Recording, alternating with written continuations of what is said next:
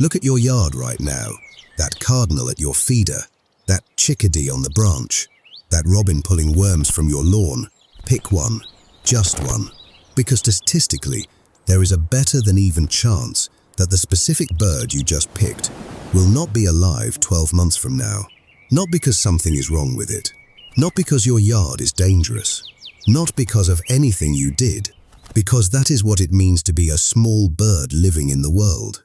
Most people who have been watching backyard birds for years think they are watching the same birds come back every morning. They are not. They are watching a river. New water, same shape, different birds, same feeder, and most people never once realize the difference. Stay until the end, because the last thing we cover is the part that most people find unexpectedly moving, and it changes the way you watch every bird in your yard from this morning forward. Before we go further, which bird visits your yard most often right now? Tell me in the comments. The species, how often you see it. Whether you think it is the same individual coming back every day, I want to know. I read every single one. This is Secret Bird Mind. Subscribe, because what you are about to learn will change what you see the next time you look out your window. Between 40 and 60% of adult songbirds in North America die every single year, not chicks, not juveniles, adult birds, the ones that already survived their first dangerous months of life, the ones that figured out your feeder, the ones that know your yard. Research published in the AUK, tracking banded wild bird populations across North America, confirmed that annual adult mortality rates for small songbirds consistently fall between 40 and 60%. That means the robin currently working your lawn statistically has a coin flip chance of being alive this time next year. That is not a guess. That is what the data says, and it has been saying it for decades. Now here is where most people stop and ask the same question. Where are they all dying? Picture this, it is 6 a.m. Your cardinal is at the feeder. A neighborhood cat that you have never once seen crosses your yard silently. It takes 11 seconds. By 6:01, your feeder is empty, and that specific cardinal never comes back. You assume it moved on. It did not move on. Research from the Smithsonian Conservation Biology Institute estimated that free-ranging cats kill between 1.3 and 4 billion birds in the United States alone every single year. Window strikes kill between 365 million and 988 million more. Documented in research from ornithological applications, a sharp-shinned hawk takes a chickadee mid-flight in under a second. Cold snaps, disease, starvation during migration, predation at roost sites overnight. The causes are many.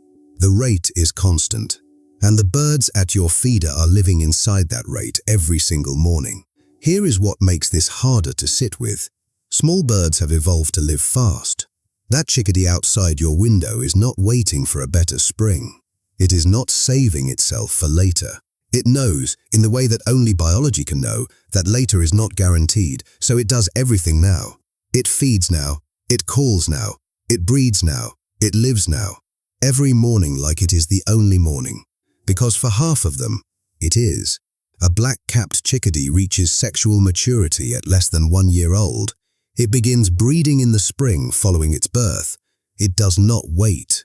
It does not build towards something slowly, because the data in its biology, written by millions of years of selection, already knows that waiting is a strategy a 50% annual mortality rate cannot afford. Now here is the part about the robin. The fledgling survival rate for American robins, documented in research from the Cornell Lab of Ornithology, sits at roughly 25% through the first year of life. 1 in 4 makes it. Think about what that actually means. Your robin had siblings in that nest. Other robins that hatched the same morning, heard the same first sounds, felt the same first rain, opened their eyes to the same sky. Statistically, most of them are already gone. The one pulling worms from your lawn is the one that made it. Out of 4, it beat odds that its siblings did not, and it is beating them again every single day. Now here is where this changes the way you see the specific birds in your yard. When a cardinal comes back to your feeder for months, When you recognize it by its behavior, by the way it lands, by how close it lets you get, you are not just watching a bird. That cardinal has survived every hawk that ever hunted this yard, every cat that ever crossed this fence, every window on this street, every cold snap that hit this neighborhood, every night that dropped below freezing. Every morning it had to decide whether it was still warm enough to move, and it made it to your feeder. This morning, that is not just a bird. That is a record of survival written in feathers. Research from the British Trust for Ornithology tracking individual banded garden birds found that the longest recorded lifespan for a wild great tit, a species nearly identical in size to a black-capped chickadee, was just under 15 years. 15 years. For a bird that most people assume lives a year or two. But that 15-year bird was the extraordinary exception. The average was 2 to 3 years. And to reach even that average, that bird had to survive 2 or 3 consecutive winters, 2 or 3 full cycles of predators, cold snaps, windows, cats and disease. The cardinal at your feeder this winter, if it has been coming back for 3 years, is already an elder statesman of your local bird population. It has outlasted most of its generation. It knows your yard better than most birds will ever know any yard. And every morning it comes back is one more morning it beat the odds again. Here is the last thing. The birds that survive longest in suburban yards, research consistently shows, are the ones with access to reliable food sources, dense cover for roosting, and low predator pressure. Your feeder matters. Your holly bush matters. Your decision to keep the cat inside during the dawn feeding window matters, not in a dramatic way, not in a way you will ever be able to measure, but in the quiet accumulated way that a specific bird comes back one more morning instead of not.